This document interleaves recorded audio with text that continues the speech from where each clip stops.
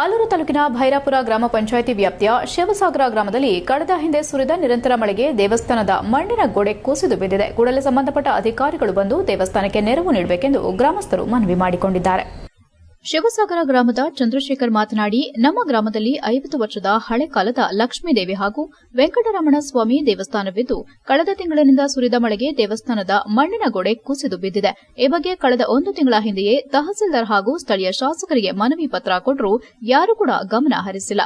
ಇತ್ತ ತಿರುಗಿ ಸಹ ನೋಡಿಲ್ಲ. ಹಾಗಾಗಿ ಕೂಡಲೇ ಸಂಬಂಧಪಟ್ಟವರು ಸ್ಥಳ ಪರಿಶೀಲನೆ ಮಾಡಿ ನೆರವು ನೀಡಬೇಕು. ಇಲ್ಲವಾದಲ್ಲಿ ಮುಂದಿನ ದಿನಗಳಲ್ಲಿ ಗ್ರಾಮಸ್ಥರೆಲ್ಲ ಸೇರಿ ಚುನಾವಣೆಯನ್ನ ಬಹಿಷ್ಕರಿಸುವುದಾಗಿ ತಿಳಿಸಿದರು.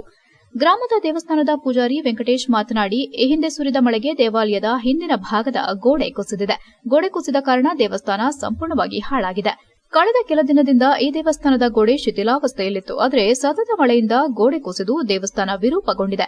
ಈಗ ದೇವಸ್ಥಾನದಲ್ಲಿ ದೇವರನ್ನ ಪೂಜೆ ಮಾಡೋದಕ್ಕೂ ಸಾಧ್ಯವಾಗುತ್ತಿಲ್ಲ. ತಾತ್ಕಾಲಿಕವಾಗಿ ಮನೆಯಲ್ಲಿಟ್ಟು ಪೂಜೆ ಮಾಡುತ್ತಿದ್ದೇವೆ. ಮನೆಯಲ್ಲಿ ಹೆಂಗಸರು ಮಕ್ಕಳು ಇರೋದ್ರಿಂದ ಪೂಜೆ ಮಾಡಲು ಕಷ್ಟವಾಗುತ್ತದೆ. ಹಾಗಾಗಿ ದಯಮಾಡಿ ಈ ದೇವಸ್ಥಾನಕ್ಕೆ ಪರಿಹಾರ ನೀಡಿ ದೇವಸ್ಥಾನ ನೆಲೆ ನಿಲ್ಲಲು ಸಹಕಾರ ಮಾಡಿಕೊಡಬೇಕೆಂದು ಶಾಸಕರು ಹಾಗೂ ತಹಸೀಲ್ದಾರ್ಗೆ ಈ ದೇವಸ್ಥಾನ ಸಂರಕ್ಷಣೆಗೆ ಗ್ರಾಮಸ್ಥರು ಮನವಿ ಮಾಡಿದ್ದಾರೆ. ಈ ಸಂದರ್ಭದಲ್ಲಿ ಗ್ರಾಮಸ್ಥರಾದ ಕಾಳಯ್ಯ, ಸಂಜು, ದ್ಯಾವಯ್ಯ, ಬಸವರಾಜ್, ಜಯಣ್ಣ, ಸಂಪತ್, ರಂಗಮ್ಮ, ಸಣ್ಣಮ್ಮ ಇತರರು ಉಪಸ್ಥಿತರಿದ್ದರು. HCN news Aluru. ಶಿವಸಾಗರ ಗ್ರಾಮದಲ್ಲಿ ಲಕ್ಷ್ಮೀದೇವರ ವೆಂಕಟರಮಣ ಸ್ವಾಮಿ ಅಂತ ದೇವಸ್ಥಾನ ಬಿದ್ದೋಯ್ತೆ. ನಾವು 2 ವರ್ಷದಿಂದ ಹೋರಾಟ ಮಾಡಿದ್ವು. MLA ತಕ್ಕೆಲ್ಲ ಹೋದು, ಈ MLA ಈಗ ಹೊಸ್ದಾಗಿ ಇದ್ದಾರಲ್ಲ ಅವ್ರ ತಕ್ಕ ಹೋದು. ಅವರು ಯಾರು ನಮ್ಮ ಕಡೆಗೆ ಕ್ರಮ ತಗೊಳ್ಳಲ್ಲ.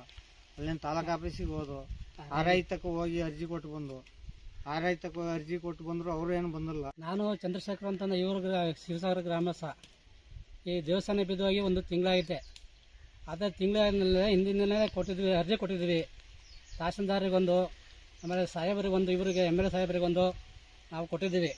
ಆ ತಿಂಗಳಿಂದ ಯಾರೂ MLA ಸಾಹೇಬರು ಬಂದಿಲ್ಲ, ತಹಸೀಲ್ದಾರು ಯಾರೂ ಬಂದಿಲ್ಲ, ಕ್ರಮ ತಂದಿಲ್ಲ ಆ ದೇವರಿಗೋಸ್ಕರನ.